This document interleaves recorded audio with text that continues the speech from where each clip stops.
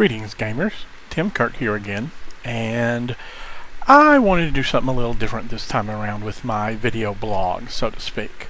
I don't quite do reviews, I just kind of give you a brief oversight of games I like and what I like about them and a few other things. Recently, I acquired a couple of older treasures of mine. Now, I'd had these games in the past, and things came up, they got lost, they got stolen, or I sold them, I don't entirely recall which, at a point in my life when I needed money. Something happened, it happens. This time, however, I want to focus on, I've reacquired these treasures, and I want to share them with you. Now, my value of treasure is not necessarily the prettiest, shiniest silver ring with a diamond glittering on top.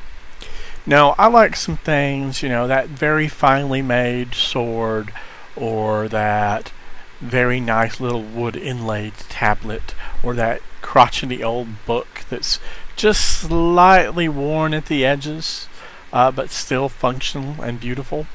So you'll find that with these treasures they have a few flaws, but they're not insurmountable and they're not they're not the glitzy thing. To start off with, I want to talk about this. This is Lords of Creation. Oops. It was printed by Avalon Hill many years ago, and it's basically a box role-playing game. Now, as a treasure, it's a bit crufty. Its rule system is fairly standard for the time period, with a number of flaws that can be overcome. But the interesting thing about it is more in what it is set out to do. The books themselves in the box set are not typical for old box sets.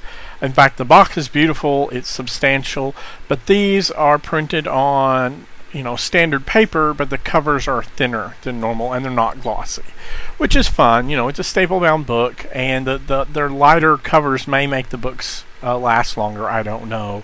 I haven't owned them long enough and used them enough to play them. Now, the premise behind Lords of Creation is a multi-genre role-playing game in which you play a person who through a variety of adventures, experiences events, and obtains rewards that slowly leads them up the path of becoming a very powerful, godlike entity called a Lord of Creation. And you start out at a low level. It's a zero to hero kind of game, and you just build from there. I do recall that at least one of the adventures, and I don't recall if it was which one of those sets it was, if it was Horn of Roland or another one. But you start out at a game convention, basically not quite playing yourself, but tied to gaming and game events, and it expands from there. It's quite an interesting precept for a game, and I've not seen any other game do exactly the same thing. I've seen many other multi-genre games that do a bunch of different things, but none quite this way, where your aim is to get to the point where you can create your entire cosmos, your entire reality of your own as your personal, playground. Now, one of the things that is interesting about this setting, notably, is this lovely Book of Foes. Now, again, it's fairly thin, but it is packed with monsters and creatures and enemies, science fiction, space opera, all sorts of stuff from literary fiction and, various mythologies. And not your typical stuff. I mean, sure, there's dragons and Pegasi, but there's also fun, and dinosaurs, but there's also fun things like serpentines, which are snake-headed folk, various fae creatures, Tiamat, and not a dragon Tiamat, but a Cthulhu,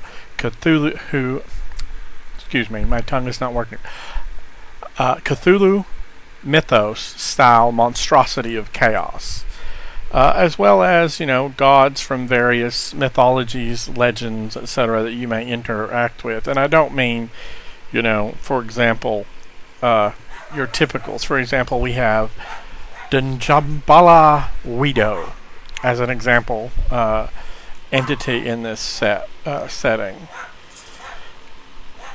A serpent god of some kind. I don't know what mythology he's from. Some African culture, I imagine, because of his styling. But I'm not sure.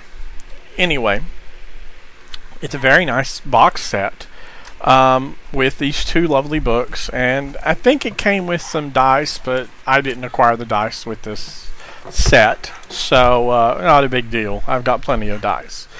Now, after that, I reacquired, after trading, this Star Frontiers Alpha Dawn box set. Now, this set is in very good shape. The box is beaten and taped and everything else, but the books themselves, the counters themselves, are in wonderful, wonderful shape. There's a little bit of a problem because they're staple bound. Some of the staples have rusted over the years because they've been exposed to humidity, and so that left little rust spots in the books themselves, but nothing major. I mean, they're still perfectly functional games.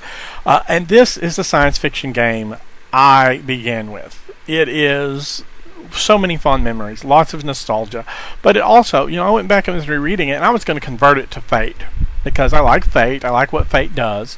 But as I was reading this, I'm like, you know what? Other than a tweak here or a tweak there, I don't really need to convert anything. It is a perfectly functional system. It's not got the heavy leanings towards the narration aspects that Fate has. But if I want just a perfectly serviceable sci-fi game, percentile based, this is great, and it works wonderful. And to tell you the truth, for me, the aliens in this, the Yazarians, which are these lighter monkey-like species, the Dralacites, which are a sort of not amoeba, but they're a multicellular blob, and the Rusks, which are insectoid mantis style race.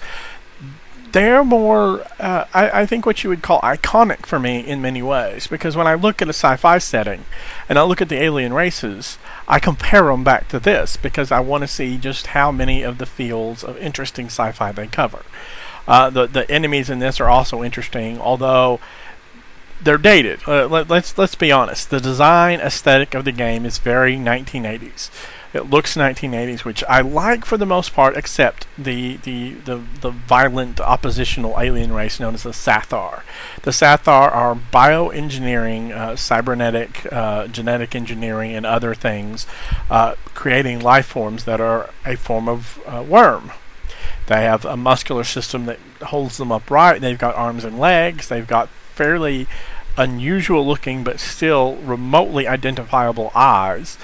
And for me, they're just a little too human-like with their arms and legs. So I've drawn like my own versions over the years where I stripped out their legs and just left them with arms and the worm, and then gave them a circle of eyes around their mouth, rather than just the two with the double pupils that they have kind of in this setting.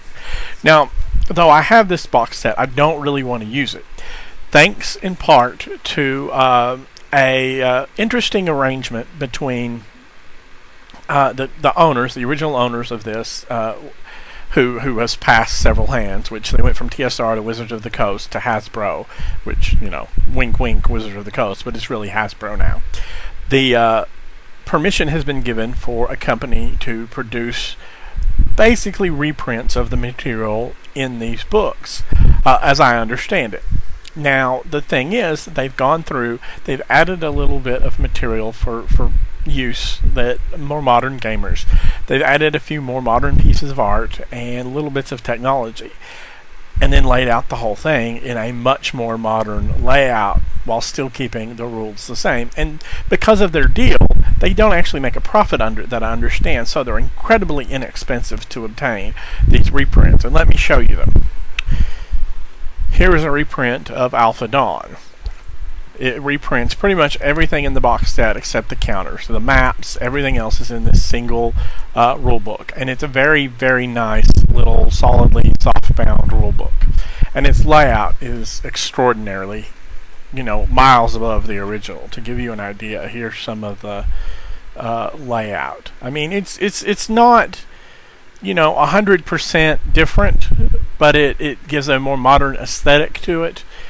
and it has some optional stuff in the back. For example, it adds in psychics because the core rules of Star Frontiers did not have psychics. They added those in a supplement that changed the entire rule system, which, while I'm fond of that kind of rule system, I didn't particularly care for the Zebulon's Guide, which included the psychics and a few other things.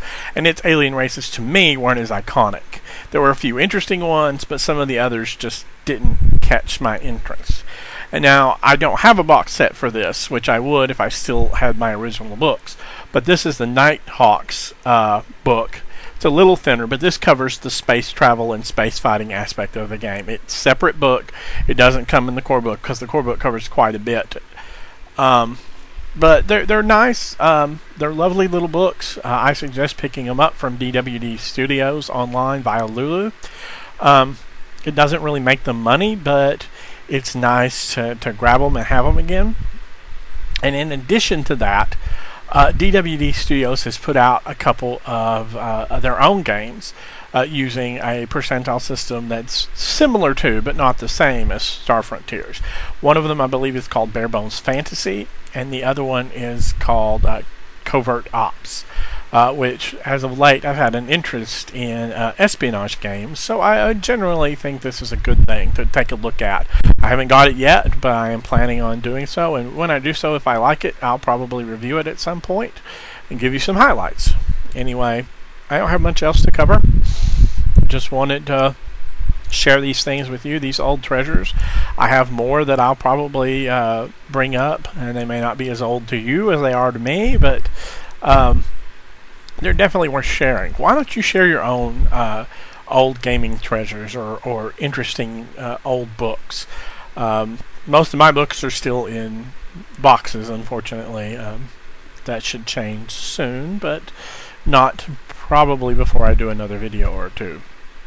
Now, if there's any questions, any feedback, any concerns, please do so at the link that I'll provide at the bottom. That basically just a YouTube or a Google Plus comment should be suitable, but if necessary, you're welcome to email me, and I'll provide my email in the links. Thank you very much. Have a nice day and good gaming.